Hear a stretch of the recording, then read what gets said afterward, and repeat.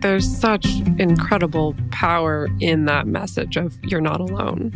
That's what's partly motivated me to do this particular kind of little spin-off series is that like there's so much power in just someone sharing their story. There's always someone who can relate. There's always someone who can speak up. There's always someone who sees a little bit of themselves in the story that you share. Welcome to the Multiamory Podcast. I'm Jace. I'm Emily. And I'm Dedeker. We believe in looking to the future of relationships, not maintaining the status quo of the past. So whether you're monogamous, polyamorous, swinging, casually dating, or if you just do relationships differently, we see you and we're here for you.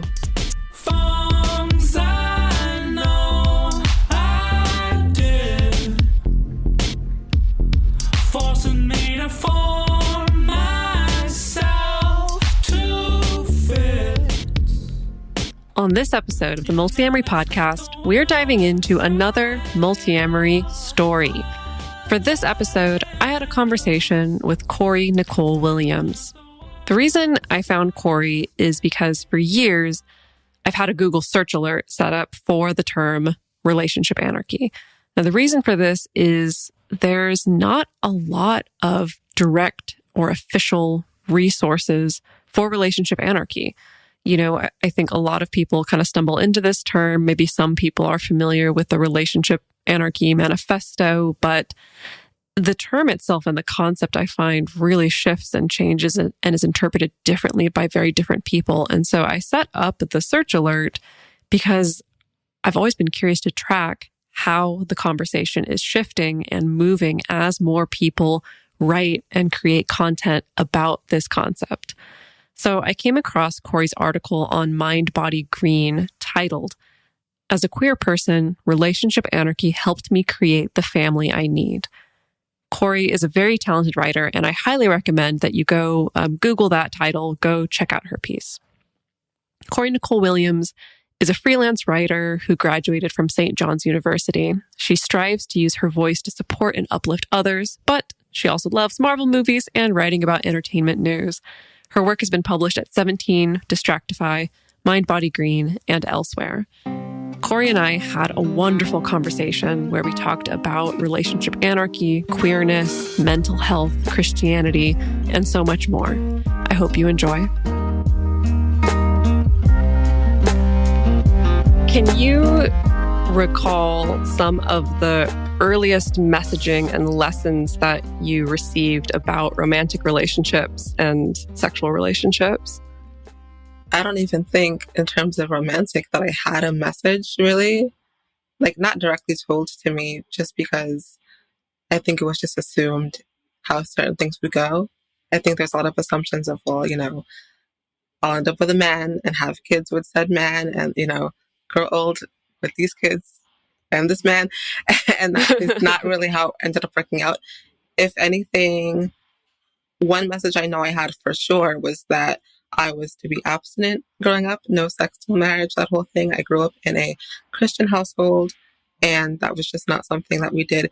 It was never forced on me, but whenever there's someone on TV talking about it, it's like, Kori, come look. I'm like, okay, that kind of thing. Which is funny though, because I actually chose abstinence on my own outside of any of that. It was something I chose. And then when I was older, I made different choices. But yeah, that was something I chose at a young age. So I never really understood why that was pushed when I was already here. But okay. That's so interesting because I also grew up in a Christian household, very strong purity messaging, very strong abstinence messaging. That's interesting that you indicate that it's like, this is actually something that I chose for myself, separate from being pushed into that. Can you remember your thinking around that at that age? I was just, I don't want to say devoutly religious, because I don't know how devout you can be at 13.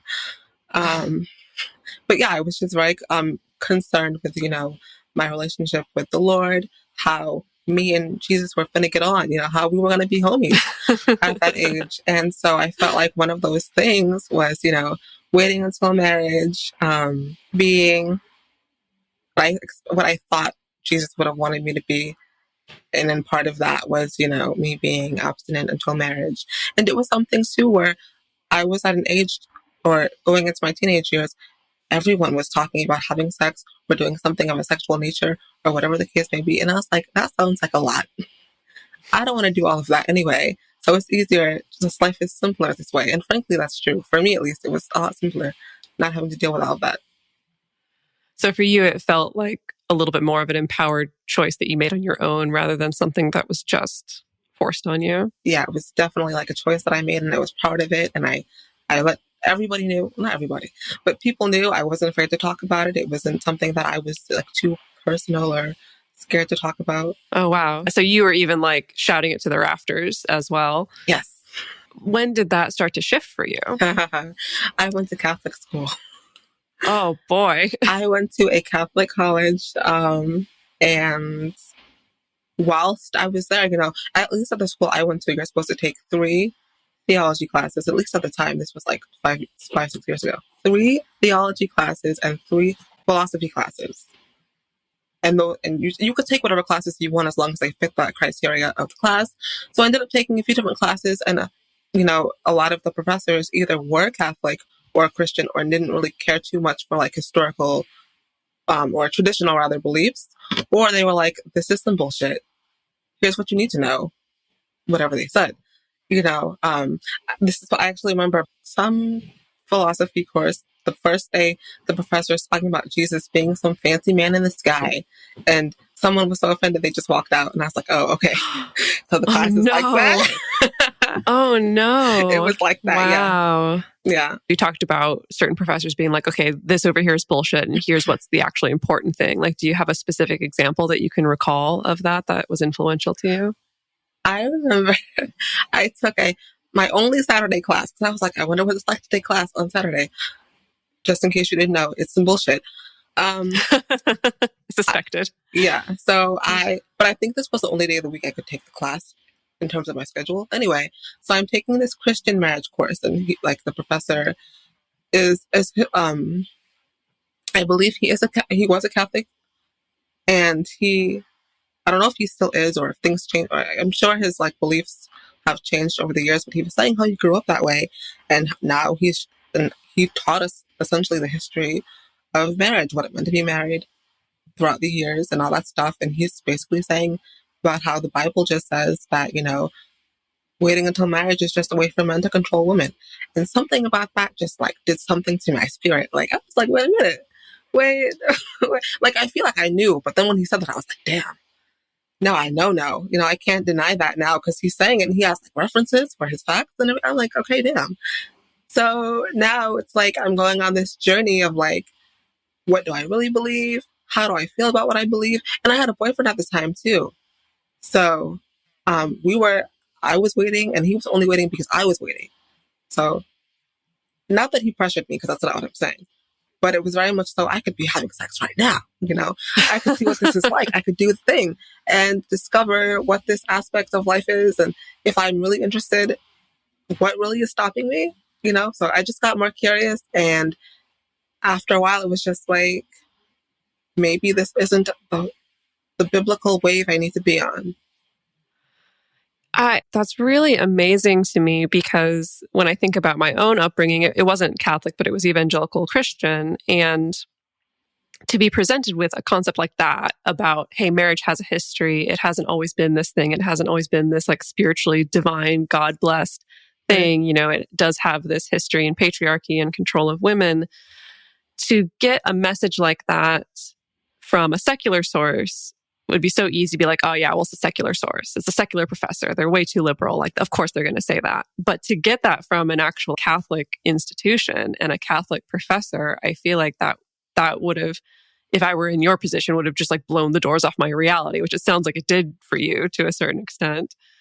Yeah, the college really was, looking back, college really was my whole life shifted in college. And I can see why looking back now, but at the time it was just what do you mean? That I can do all these things and that I hadn't even thought of before, all these different aspects of life, especially because I grew up in but the thing is, I think with my household growing up, we weren't so devoutly Christian that we couldn't watch TV or anything, things like that. We weren't it wasn't such an extreme environment, but it was just be aware that God loves you. And if you follow the teachings and things like that. You can live your best life in heaven, that kind of thing.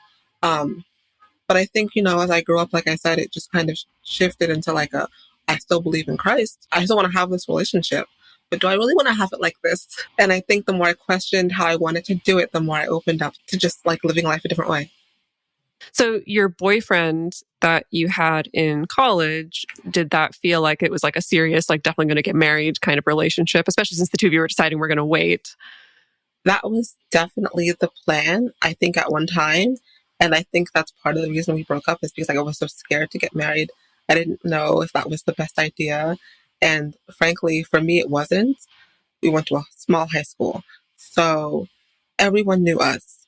I knew everyone. Everyone knew all of our business. And it was just like everyone in a way was like, oh, so you're going to get married, right? And I'm like, well, I don't know what that feels like or what that looks like. And then it became a thing where I felt like I almost lost who I was because the school was so small. So people were like, oh, where's Matthew? Whenever it was just me. And I'm like, oh, well, he's not here. It's just me. I'm sorry if that disappoints you that it's just me here.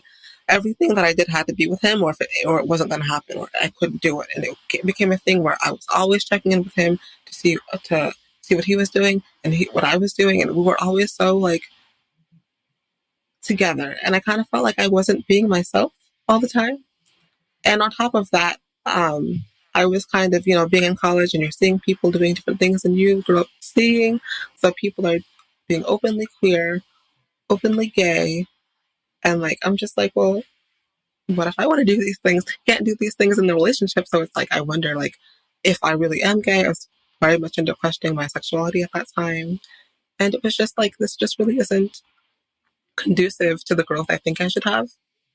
Me being with him, I always felt like I had to get married because of people's expectations of us. But then I knew that that may not be the best idea because I had all this self-growth I had to do and I felt like I couldn't do it with him in the picture at that time. Yeah.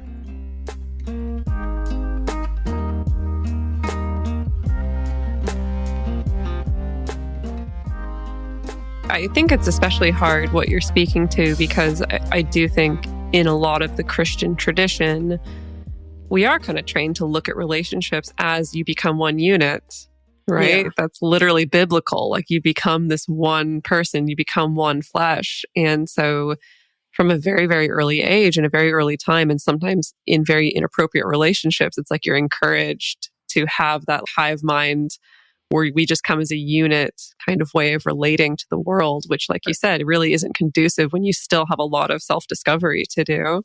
Yeah, especially being so young. I was like 20 something. We were together from when I was 17 to when I was 21, 22, I believe. So those are those years, I'm in college trying to figure out my life. And it just, being committed to the one person for the rest of my life just really didn't seem, the older I got, like it made sense. Was it scary to leave that relationship or did it feel liberating? I think it was a little bit of both. I think it was scary because I felt like not only was I disappointing people that I cared about, because people I knew were really rooting for us and our families all knew each other and all of that, but it was also like not liberating in the sense that like I'm finally free, but more in the sense of like I can see what my life could be. I could see what could be moving forward. And that was when I entered my first like polyamorous relationship, and I was doing gay shit. That was fun. So yeah.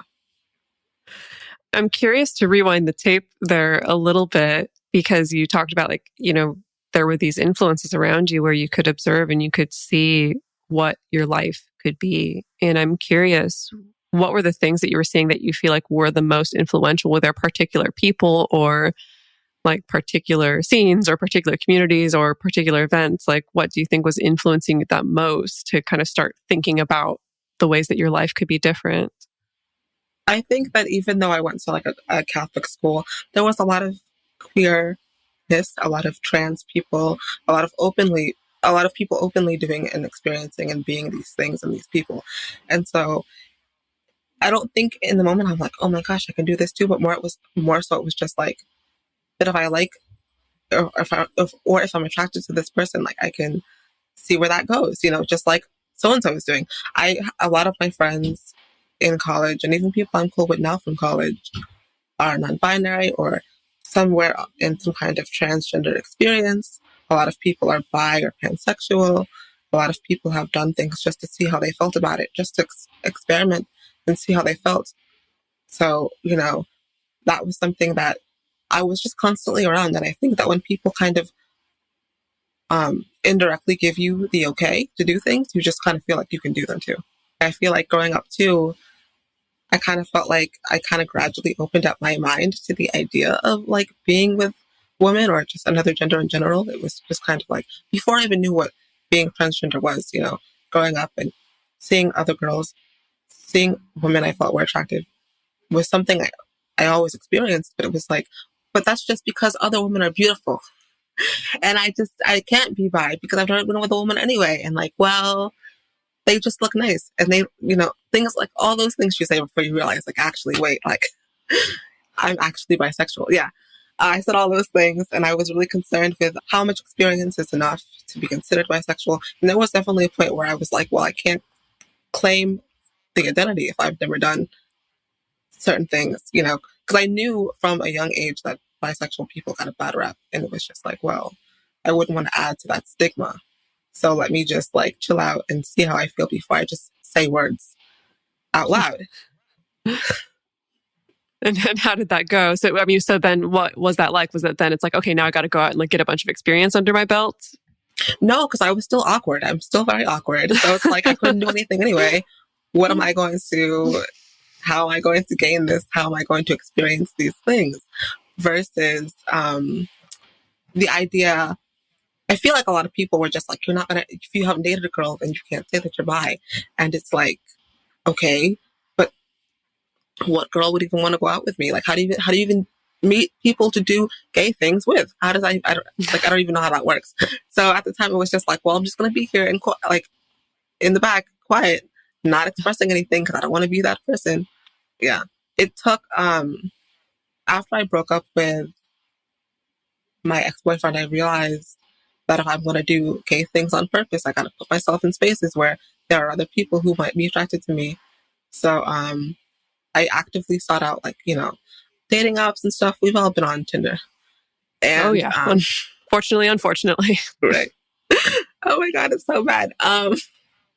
We've all been through those things and been on, like, Facebook groups. And because I had met certain people, I was just becoming friends with people who were transgender or who were just living life differently than myself. And it was really just eye-opening to see people be happy doing all these things that I grew up not knowing you could do. Because it wasn't like we were talking about like being gay is horrible or like being transgender is this horrible thing. We just never talked about it growing up. I never knew until I was in school and seeing those things. So I didn't grow up with the stigma, which I think is good. Like my family's always been very like accepting, but it just wasn't spoken about. So it was like, well, I don't know anything bad about these people. So in my head, they're just people doing other things.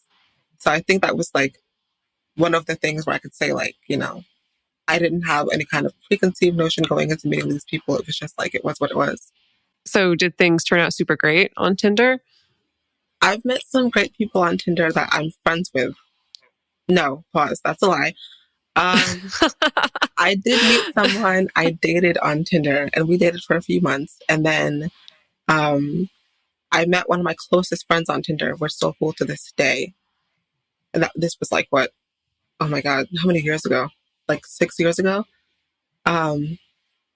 Everything else was trash, but people just want to have sex. So, right. I want to say that overall it was a positive experience because I did meet people who helped kind of shape the way that I viewed things in terms of like polyamory and like being around different kinds of people.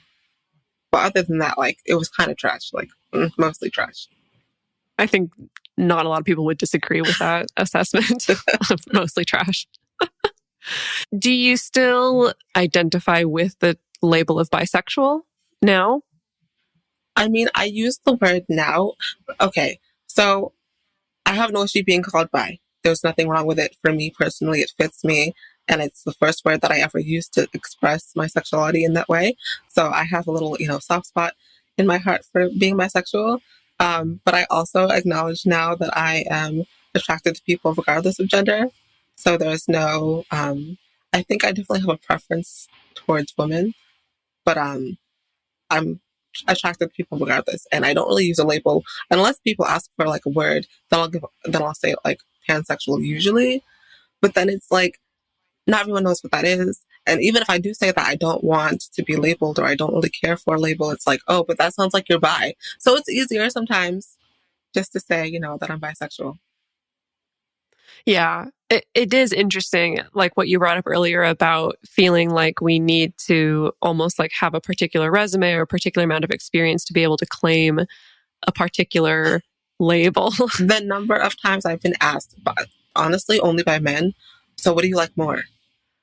And if I pick one or the other, when I was younger in college, and asked that question, I would pick one, and they would say, "Oh, so that means you must be straight, or you're just gay, or whatever." I'm like, I don't think that's how it works. I'm not sure, but I don't think that's how it works. So that was always the thing too. Now that I'm older, I just don't even answer that question. But at the time, it was like, well, I guess if I had to pick one, like, I don't have to pick one. Right. That is a weird question to ask someone that you don't know very well. The number of questions, honestly, in my experience, it's just men that I don't know, or men that don't know me very well. It's always cisgender men who ask. So which one do you like more? Do you still like guys? Have you ever had a threesome? Those are the three questions from guys who I don't know. It's always men who, if I've known a man for a long time and I come out to him and we're friendly and we're cool, it's never those questions. Only a man that I don't know from the next guy. So that's so interesting. It's like the agenda is really clear with those three questions. Yeah, exactly. Yeah. So you've mentioned this kind of being a transitional period where you also got into like non-traditional or non-monogamous relationships. What was that journey like for you? So I did, like, one of the people I met on Tinder, they ended up telling me that they're polyamorous. And at the time, at the very beginning of whatever this was, I was like, well, I don't really care because it's not like we're going to get married tomorrow. I don't know anything about being polyamorous, so why not just like see where things go? And it was just very chill. It was just we were just together and they were with other people and I could date whoever I wanted. And as long as we were communicative and as long as we were, I don't want to say asking permission, that sounds nasty, but like being clear with like, hey, I could want to have sex with so-and-so, like letting you know, protection, whatever. Like if that's okay with you, like not permission, but like, because with the person, it wasn't like they would ever say no unless it felt like dangerous. But like just being aware, I guess is like what I'm trying to say. Being aware of like saying, hey, I want to do a thing with so-and-so, letting you know beforehand because I don't want it to be weird or I don't want to, you to find out from somebody else that I did something. Yeah. I realized, especially in that relationship, that I'm not a very jealous person at all. I rarely ever feel jealous about anything. So I realized like, but I do have my moments. So when I am jealous, it's very easy for me to say like, Kori, this is bothering you for this particular reason. And it's very easy for me to say, okay, so, but why do you feel this way? And once I figure out why, it's like, I can go to the person and say like, I feel XYZ because of XYZ. And hopefully we can work through it. But yeah, I realized that was very important to me because I've always been a very kind of not a free spirit, but like I guess a free spirit. I do what I feel like, I guess, within reason. So so I feel like that was one of those things too. When my ex was like, you can kind of just like as long as we're clear about things, we can talk about things. As long as you're being safe, like do what you feel like. It's like really okay, I guess. It was strange in the sense of like I've never had that kind of freedom before, considering that my last relationship was so serious and so like monogamously stereotypical. But it was interesting for sure because like I dated other people, but it felt like it was easy. I feel like other people may have looked at it and been like, what are you doing? But I didn't feel weird about it. I didn't feel like I was doing anything wrong. We were open about it. We were talking about it. That's what was important.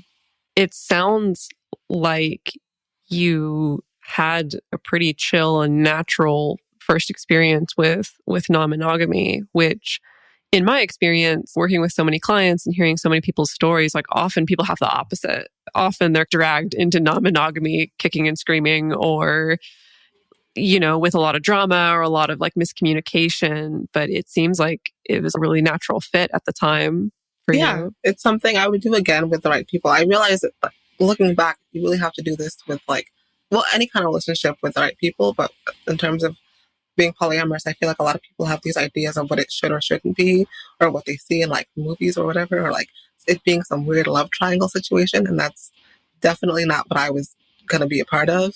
If anything, the only weird parts about it was like the questions I would get from my friends who were like, so which one do you like more? Who are you like, or why do you like this? Or why would you do that? All those questions I would get, but like, mind your business.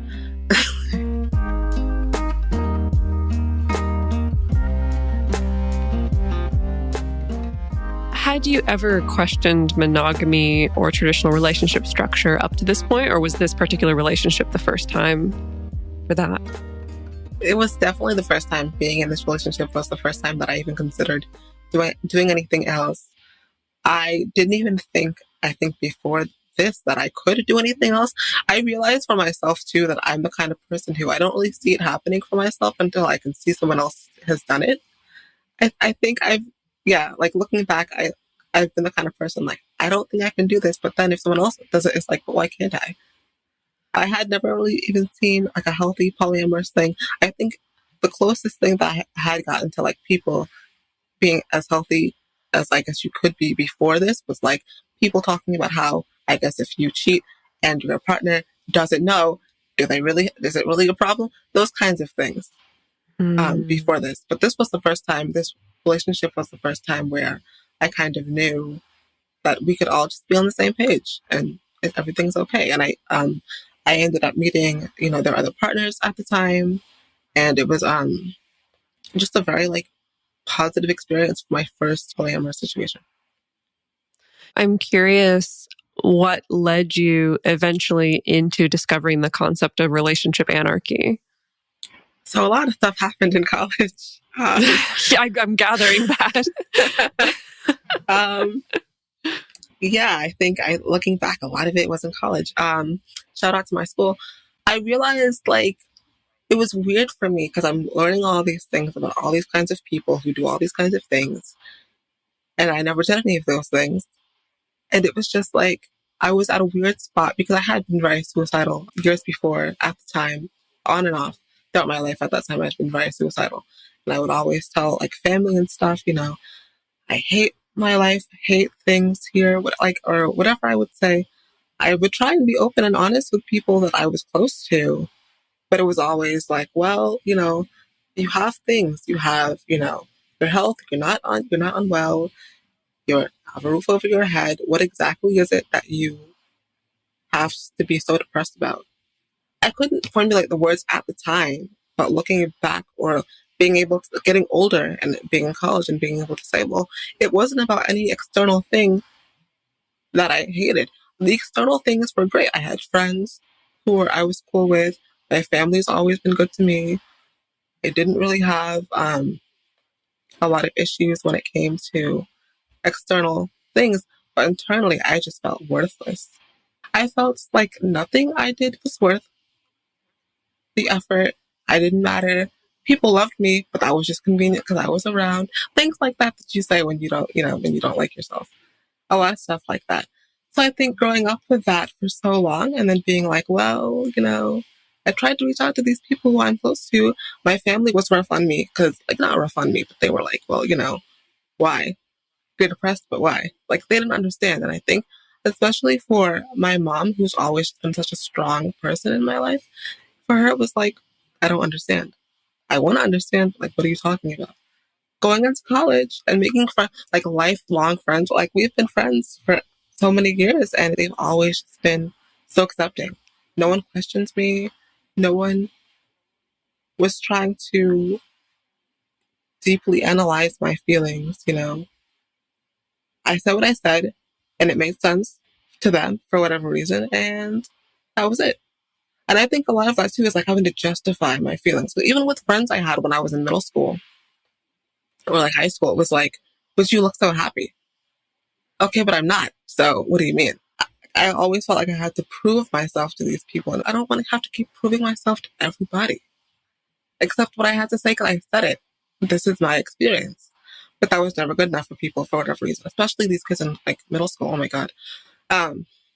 Yeah, rough time.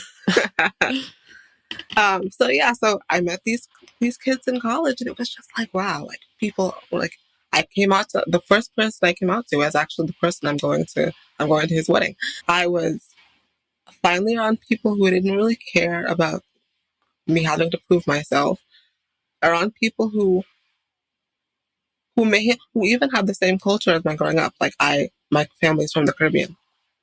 So who had like the same cultural understanding that I had, so knew the kind of background that my family came from, but still understood from my point of view that like I still felt the way that I did, and that's valid. And it was just so like a weight off of whatever shoulders, you know. It was such like I could breathe, you know. It was so refreshing. I love my family. Everyone's cool over there. Okay, sure. But I really put in all my emotional effort to be told that what I experienced wasn't real. That sounds fake. Like, I can't do that. So with me and my friends, it was just like, I love these people. These people are like a family to me. Regardless of where we've moved to at this point, we're like a family. This was before I realized the concept of a chosen family, but at the time it was like kind of awakening and unraveling that idea of relationship anarchy, where it was like, well, I can choose a family. I can have a family that I'm connected to by blood, and that's great, sure, whatever. But I could also choose people on purpose who mean something to me and have those relationships mean just as much as my family.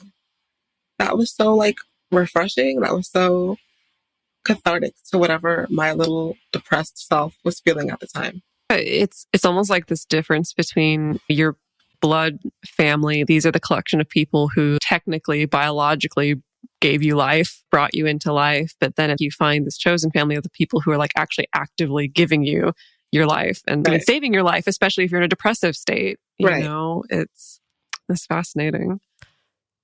We're going to take a quick break from our interview to talk about the best ways that you can support this show so that we can keep bringing stories like this to you for free. It's summertime, baby, and that means that it's getting hot and sweaty and sexy up in here. And it's time to bring some of that back into the bedroom. And even if you're with someone or if you're not with someone, you can use our sponsor for this week, Dipsea, to help things heat up in the bedroom. Or we're in your ear pods, wherever your ears are. Your AirPods, whatever. The hot sex right in there. No, so Dipsea is an audio app that's full of short, sexy stories that are designed to turn you on. They're really fun. They're really well produced. You know, where there's a little bit of sound effects, but not so much that it's overpowering. It's not like comical theater. They're just really, really well acted, really great voice actors in it. And they feature characters that are realistic, but with a little bit of sexy fantasy mixed in there. They release new content every week, and no matter what you're into, you should be able to find it. They have a great variety of different stories and kinks and styles. And for listeners of the show, Dipsea is offering an extended 30-day free trial when you go to dipseastories.com/multi. That's 30 days of full access for free when you go to dipseastories.com/multi. dipseastories.com/multi. Something that listeners of this show for any length of time, as well as anyone who knows each of us personally, something you might know about us is that we freaking love Uberlube. It's when it comes to sex, having lube is important, and having quality lube is extra, extra important. And Uberlube is by far our favorite. Really, I didn't think that I would become such a fanboy for Uberlube, but it really did happen. Like right from when I first tried it out, when they sent us that first sample, it was just this like, oh, what have I been doing all this time? Yeah, Uberlube is super different because lube is supposed to just enhance touch, not overpower it. And that's exactly what Uberlube does. It just adds a thin little layer that leads to just the right amount of slip, and it still allows for skin-on-skin sensations. Also, you're in control of how long it lasts. It does offer long-lasting performance when you want it, but then it quickly dissipates without leaving a sticky residue, something that's really, really important to me because I hate that like stickiness that sometimes gets on your sheets and gets all over the place when you're done having sex. So I love that. And also it has no flavor or scent. And right now, they're offering Multiamory listeners a special offer of 10% off and free shipping when you use our code MULTI at uberlube.com. That's 10% off and free shipping. Just use code MULTI at uberlube.com. Hey, Multiamory listeners. We believe that regardless of what relationship style you're in, you should have access to content that acknowledges you, affirms you, and includes you. And we also think that that information should be freely available. There's a trend that's going on right now, you may have noticed with podcasts, that a lot of them are starting to move behind paywalls. Some of the big companies are trying to monetize podcasts by making you pay to listen to them at all or to hear more than one episode of them.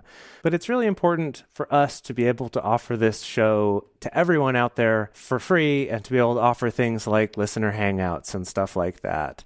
And the main way that we've been able to do that so far is from the contributions of our Patreon community. That's right. Our Patreon community is really what keeps this show going. And it also is a way that we can give back to you. We have a private Facebook group. We have Discord communities. And we can also give you things through Patreon, like early releases, things like bonus episodes. We have regular video discussion groups, which are really, really incredible every single month. We have so many amazing people from all over the world joining them. And it's just a lovely way to interact with our community. And also sometimes we're going to throw you some free merch. And isn't that cool? I love free merch. So if this show has brought you value, if you love the fact that it's coming to you for free, it's giving people out there some great information on relationships, regardless of what sort of relationship configuration you're in. And if you want to interact with our amazing community, then go to patreon.com/multiamory and join us. We would love to have you, and we really, really appreciate the support.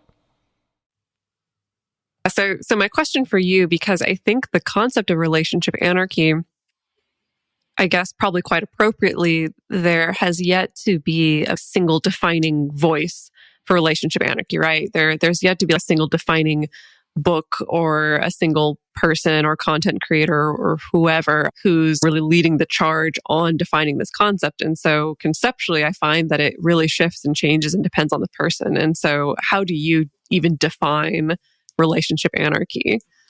No one type of relationship is more important than another type of relationship. So if I'm related to someone, they're not automatically important just because we share the same bloodline versus someone I've been friends with for a couple of weeks or so. You know, if I'm cool with that person, we're cool. If not, we're not. But that doesn't make it special, or that doesn't make it more important just because I'm related to them. But the same thing also counts for like romantic relationships. I feel like a lot of people put their romantic relationships, whether they be polyamorous or monogamous, on this pedestal of like, this is the most important person in my life.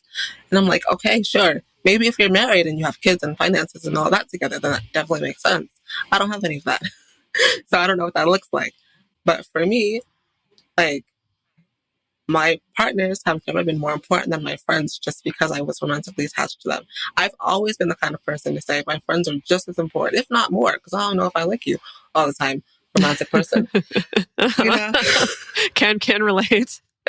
You know, so it's like, I put all of my friends and all of my relationships on like the same kind of pedestal, but it just depends how close we are and where I place that person or that relationship in my life.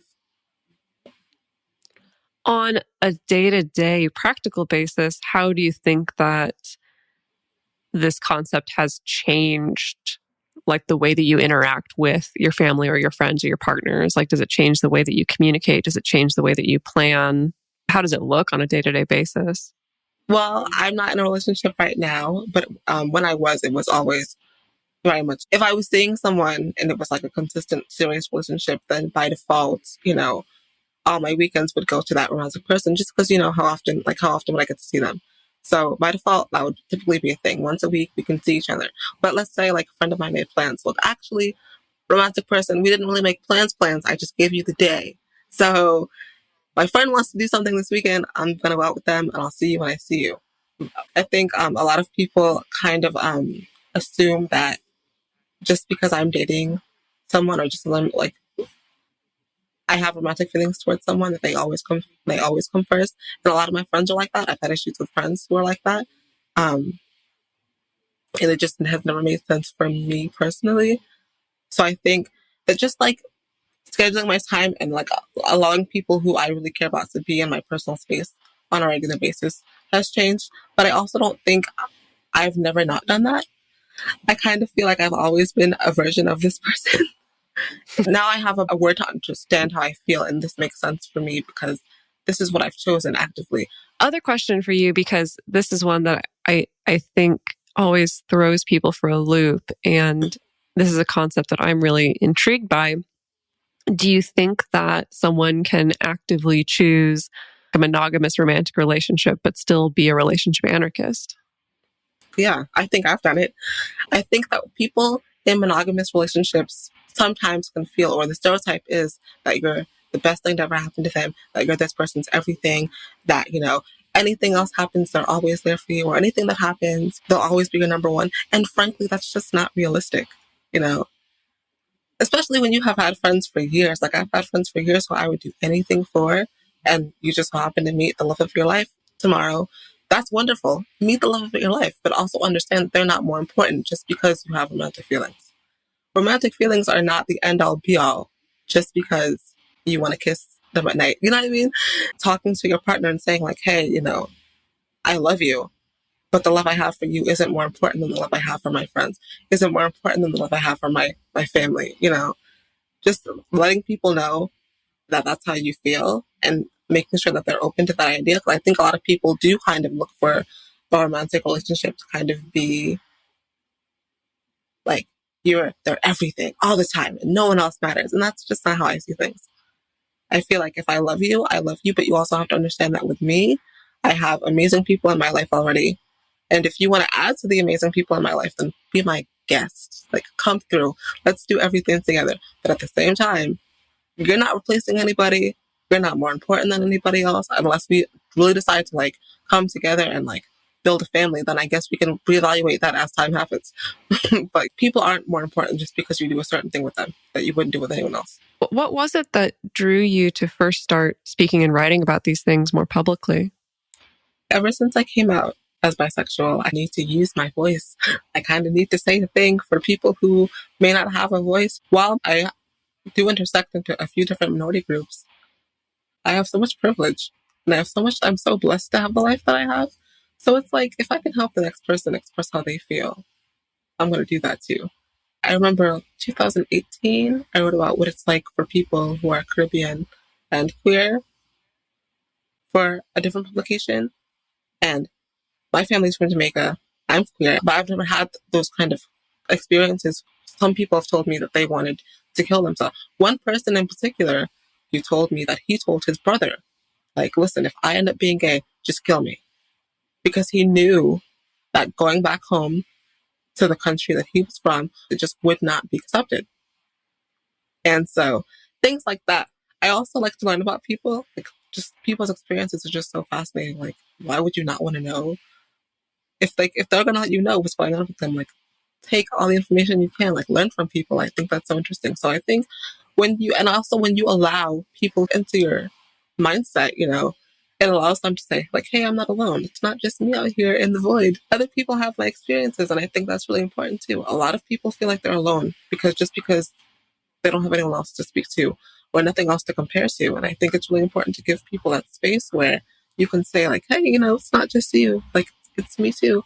I also struggle with whatever it is, you know? There's such incredible power in that message of you're not alone.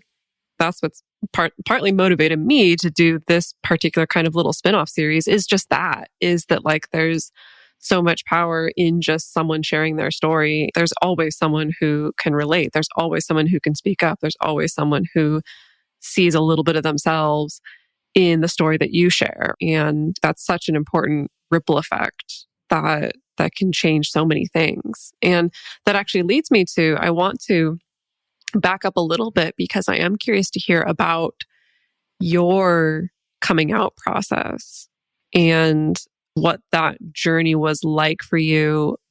If coming out for you was just about sexuality, was it also about relationship anarchy? I don't think I necessarily came out in terms of relationship anarchy. I just started to act how I wanted to act.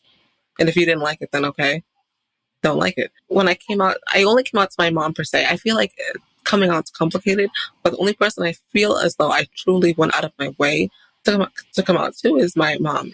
I felt like she deserved to know, living under her roof, but I also feel like no one else mattered. My siblings are pretty chill. They wouldn't care either way. And like no one else in my life deserved the energy and deserved the emotional deep sigh that it is to come out in such a big way. So I told the polyamorous person I was dating at the time, I was like, listen, or yeah, I think I said this to them, but I also just to myself, like, listen, if you fall in love with this person who is not a cis man, tell your mom that you're gay, okay? Because she should know. Just say it one time for the one time and move on. And so I ended up catching like really soft feelings at the time for this person, and really felt like I loved them like that. So I was like, okay, I gotta go and say the words to my mom. And it's funny because the day that I did decide to come out, my friend came over, and she's a woman, so I think my mom kind of knew that I was gonna say something. So I go and I go to say something else beforehand, and I kind of didn't leave. So she's like, is there anything else you want to say? and I'm like, so hey mom, yeah, like, and she's like, is that your girlfriend? I'm like, no, it's not my girlfriend. We're just friends. She's not my girlfriend. We're just friends. But I do want to say, like, I'm pansexual. And she was like, what does that mean? So I tell her, like, pretty much that it means that I'm attracted to people of all gender. I don't really feel like I'm just limited to cisgender men. And she kind of hit me with but there's only two genders. And then I kind of was like, you know what? That's a conversation for another day. But we'll talk about being transgender and what the spectrum is like all day long. Not today. Good boundaries around your energy. Good job protecting yourself there. Something was like, just say that. Just say it quick. No, you don't have to go into this whole explanation. But thank you. Yeah, I didn't realize how important that was until after I said it. But I was like, damn, okay. But yes, I'm like, this is a conversation for another day. But yeah, I said what I said. She was like, okay, well, yeah, I've always kind of known. So I said what I said. And she was like, well, yeah, that's fine. Do whatever you want. And I remember eventually I ended up asking her, can I bring like potential partners or like dates over? She was like, yeah, do whatever you want. So yeah. So she was great about it. It was a lot better than I thought it could have been. Like when you're in that doomsday mindset where everything is like, it's either great or you're going to die. That was kind of where I was with the whole thing. So it was really, really good. But I also feel like coming out is such a complicated thing, especially when you're not a lesbian, like, or if you're not attracted to one gender, it's always like, you always have to come out because then it's like, in a way, because they'll see you with a guy, it's like, oh, well, you're obviously straight. Like, well, that's not true. Or if they see you with someone who looks like a woman, or it's like, well, I'm not a lesbian either. I get that a lot. People think I'm a lesbian. So I wish lesbians thought I was a lesbian, but whatever. But yeah. Yeah, it's like this protracted process. Coming out is this like slow process, a constant process, many, many conversations had with many people multiple times. And yeah, that is interesting that you speak to that when you're pansexual or some kind of sexuality that's beyond just a particular binary, you set yourself up for this multiple coming out process because of that, because it's like people see you as a woman and assume like, oh, okay, she's finally settled on something. Yeah. And, and then you have to have another conversation. Yeah. It's strange. Now that I'm dating again, it's kind of weird because people won't date people who are bisexual for whatever reason. So that's interesting now. I don't mind. If you don't want me, I don't need to be wanted by anyone. If that's not what you want, then don't want me. But it's interesting to see like people in their like bios or whatever it is, like, know this, know that, no bisexuals, pick what you want, whatever. I'm like, okay, Jeez. bye. Oh my God. Yeah. Well, outside of, outside of the experience on dating apps, do you think that like people of your generation are more accepting in general of like non-traditional ways of relating or of things like relationship anarchy? I think relationship anarchy for sure is one of those things that people are like, well, at least when I explain it, like, oh, that makes sense. I can see how that makes sense because, like, you know, a lot of people I know too also have issues with their family, and they just haven't had the space to talk about like how their family has done whatever it is to them to make them feel a certain kind of way. And but they have to, you know, honor their parents or honor their relationship because that's their parents. So I think for a lot of people who've grown up in a household where their parents' word was law and are now growing up and realizing that like they can forge their own path and like set the boundaries that they want with their own relationships, it's really important for them, and they're acknowledging that. Um, Other aspects of my life, I don't really think so. Just in terms of like different concepts for me, like being bisexual, like I still get a lot of those same questions. It doesn't matter how old the person is, it's still alive. But which one do you like more? Or how can you do that? Or all these things. So relationship anarchy, I think, is an easier pill for someone to swallow once they see how I explain it. Did you, as a part of all of this, did you go through a deconversion process, or do you still feel like you have ties like to your religion and your religious upbringing now? I think there'll always be a thing where it's like, oh, but well, what would Jesus say if he saw me doing the gay thing? Oh my God. That's something I still struggle with, honestly, especially with like religious beliefs. I still struggle with that. It's like, but what if he doesn't love me anymore because I'm doing gay things? And it's like, but then it's like, does that matter? Like, does that really matter to you? And a lot of people will, you know, have their religious beliefs based on like their personal experience with the Lord, or they'll have things that the Bible say, and they're very strict to the book, which, you know, is your business. Obviously, I don't really care much for doing things exactly by the Bible's pages and all of that, but I still try and have that relationship, that connection. I don't feel like when I was made, there were any mistakes. That like I'm just how I was supposed to be. I also have to add on another intersection to my life. I also have cerebral palsy. That's something you're born with. That's something you can't like not have. If you have it, it's there. So I think the whole thing of even saying that I was a mistake or in a way, or that I did do something wrong, implies that God was wrong, and that doesn't work for me. So like, it is what it is. This is just who I am. With your religious background now, like what are the things that you find are actually really supportive and encouraging for you? That's one thing about a person I previously dated who is also religious, but is of trans experience. That was something we really connected on, was that we are religious, but we also have this, you know, this experience that we want to like live, and we have this way of life that we embrace, regardless of what religious texts say. I've always tried to pray or just be aware of like the Lord's presence, or just being a good person, doing things that I think would be expected of me as a Christian. Helping other people out when I can, being there for people when I can, you know, things like that, I think are most important. A couple of years ago on the show, we did an interview with the person who identified as a queer Christian and actually wrote a lot of resources and like created a lot of content around that. And it was a really, really cool episode. Like really enjoyed talking about queer Christianity and things like that. And I was surprised that we actually got a very polarized response to that episode. It was either people who were just like, oh my God, I'm so glad that you covered this topic. Like I still identify as Christian and I'm so glad to see myself represented in this way. Or it was people who were very, very resistant. Like, I can't believe that you would even support Christianity. I don't understand how you can justify being queer and Christian and stuff like that. I'm curious to know like what you would say to the people who hold that like really, really deep sense of aversion to the idea of even trying to rectify being queer and being Christian at the same time. I mean, for the religious people who are against just the whole aspect of being queer, for those people I can't speak to, because you're going to believe what you want to believe. And that's fine. I don't think any of those people listen to our podcast anyway. So okay, yeah, sure. Okay. Yeah.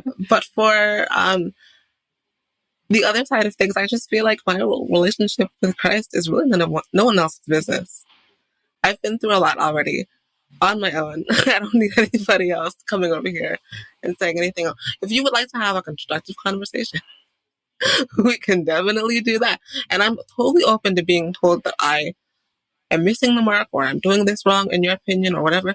But to come through and just like be negative for the sake of being negative or like bashing my religious beliefs because you don't agree, like, what does that do for us? What does that do for you that you want to come through and be so negative? Like, get a hobby, eat something, do something else. I like that as a response to just people who are being crabby in general. Just tell them to eat something.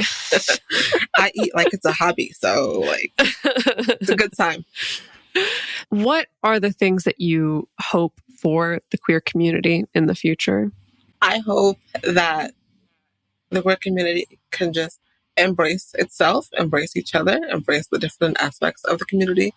I've seen a lot of like just negative things from people in the community towards other people in the community, whether it be through like dating and stuff, or whether it be through experiences other people have told me about.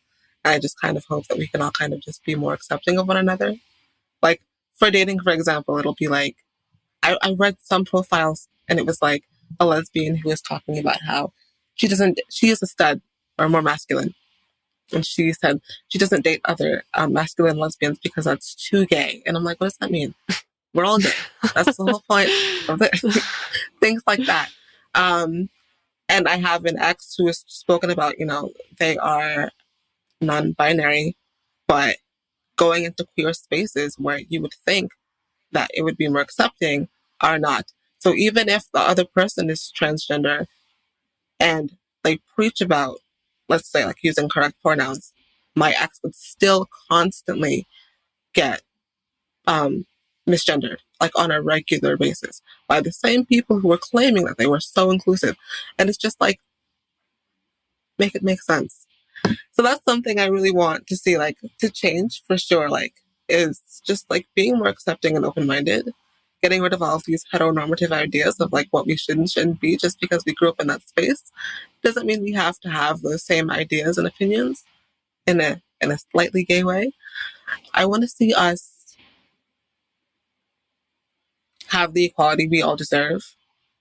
I think a lot of people want to do a lot of things, but there's still so many legal loopholes or legal caveats to what gives us the same rights as straight people. And I want to see us just be happy. I think we all just deserve that. Lastly, do you have any advice that you would give to any budding relationship anarchists or anyone who's intrigued by the concept? I really think that it's just important to evaluate your relationships outside of the bonds you have.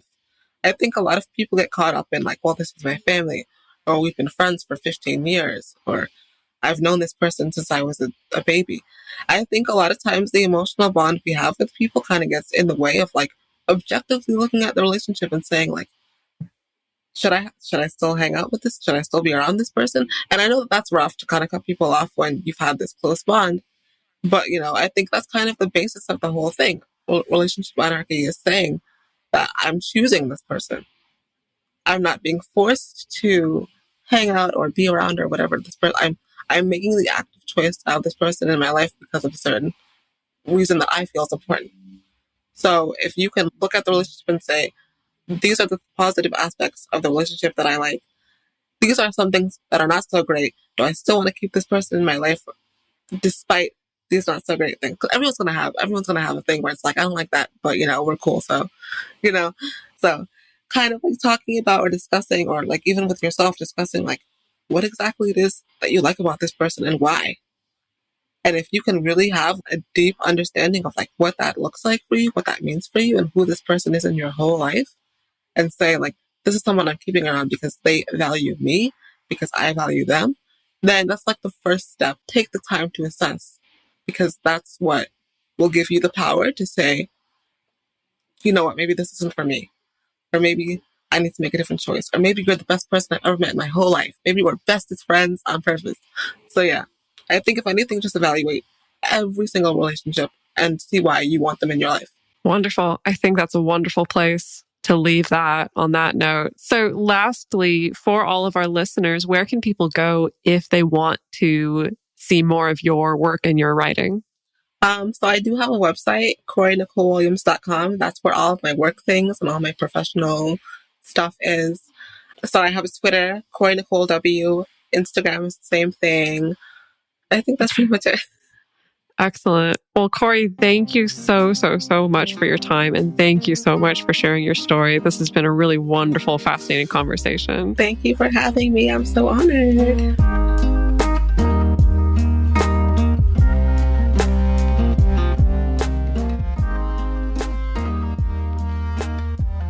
I hope that all of you listening out there really enjoyed Kori sharing her story. You can stick around for our bonus episode. It's going to be some of the extra stuff that we didn't have time to get to in the main episode. We talk about a number of things, including cultural obsessions with women who have absent fathers, as well as some lighter things like some silly Inside the Actor Studio style questions. So if you want to get access to that bonus episode, you can become one of our Patreon supporters. The best place to share your thoughts with other listeners is on this episode's discussion thread in our private Facebook group or Discord chat. You can get access to these groups and you can join our exclusive community by going to patreon.com/multiamory. In addition, you can share with us publicly on Twitter, Facebook, or Instagram. Multiamory is created and produced by Jace Lindgren, Emily Matlack, and me, Dedeker Winston. Our episodes are edited by Mauricio Balvanera. Our social media wizard is Will McMillan.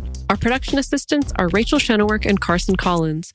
Our theme song is Forms I Know I Did by Josh and Anand from the Fractal Cave EP. The full transcript is available on this episode's page on multiamory.com.